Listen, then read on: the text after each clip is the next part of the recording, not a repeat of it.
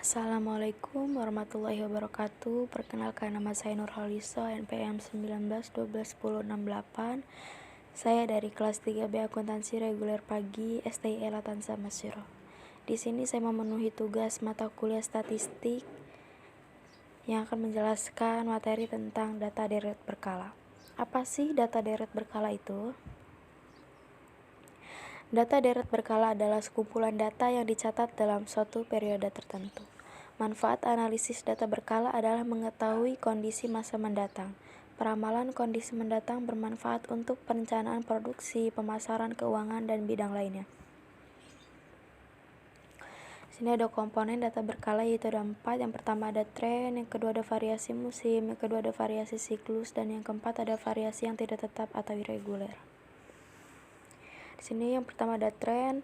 Tren adalah suatu gerakan kecenderungan naik atau turun dalam jangka panjang yang diperoleh dari rata-rata perubahan dari waktu ke waktu dan nilainya cukup rata atau smooth. Di sini ada tren positif dan tren negatif. Bisa kita lihat grafiknya ya. Metode analisis tren.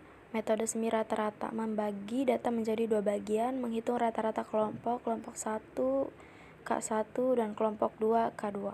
Menghitung perubahan tren dengan rumus B sama dengan K2 dikurang K1 tahun dasar K2 dikurang tahun dasar K1. Merumuskan persamaan tren Y sama dengan A plus BX. Di sini ada contoh metode semi rata-rata. Ada tahun, pelanggan, rata-rata, nilai X, tahun dasar 1997, tahun X 2000.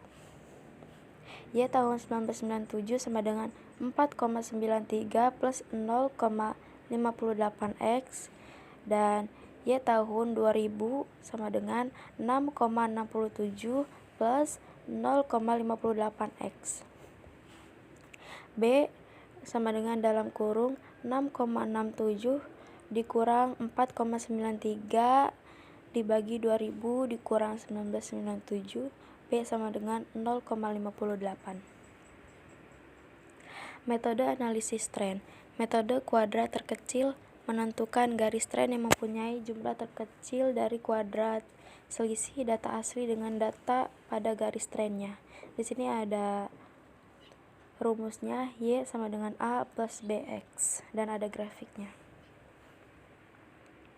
Lanjut, di sini ada contoh metode kuadrat terkecil. Ada tahun, pelanggan, Y, kode X tahun, Y, X, dan X kuadrat. Di sini nilai A sama dengan 30,6 dibagi 5 sama dengan 6,12. Nilai B sama dengan 5,5 dibagi 10 sama dengan 0,55. Jadi persamaan tren Y aksen sama dengan 6,12 plus 0,55X. Metode analisis tren.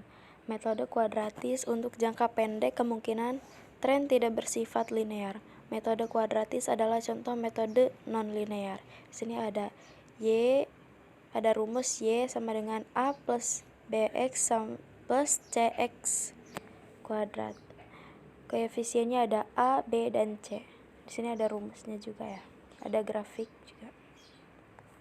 Contoh metode kuadratis. Di sini ada tahun, Y, X, Y, X kuadrat, Y, dan X4. Di sini ada contoh soalnya dan hasilnya. Next, metode analisis tren atau tren eksponensial. Persamaan eksponensial dinyatakan dalam bentuk variabel waktu. X dinyatakan sebagai pangkat. Untuk mencari nilai A dan B dari data Y dan X digunakan rumus sebagai berikut. Rumusnya adalah Y aksen sama dengan A dalam kurung 1 plus B pangkat X. Sini ada contohnya dan ada grafiknya. Lanjut, contoh tren eksponensial. Nilai A dan B didapat dengan, di sini ada contohnya dan hasilnya ya. Next, ada variasi musim. variasi musim terkait dengan perubahan atau fluktuasi dalam musim-musim atau bulan tertentu dalam satu tahun. Di sini ada 3 grafik. Yang pertama ada variasi musim produk pertanian, variasi inflasi bulanan, dan yang ketiga variasi harga saham harian. Sini ada variasi musim dengan metode rata-rata sederhana. Indeks musim sama dengan dalam kurung rata-rata per kuartal dibagi rata-rata total X 100. Sini ada tabelnya, ada bulan, pendapatan, rumus, dan indeks musim.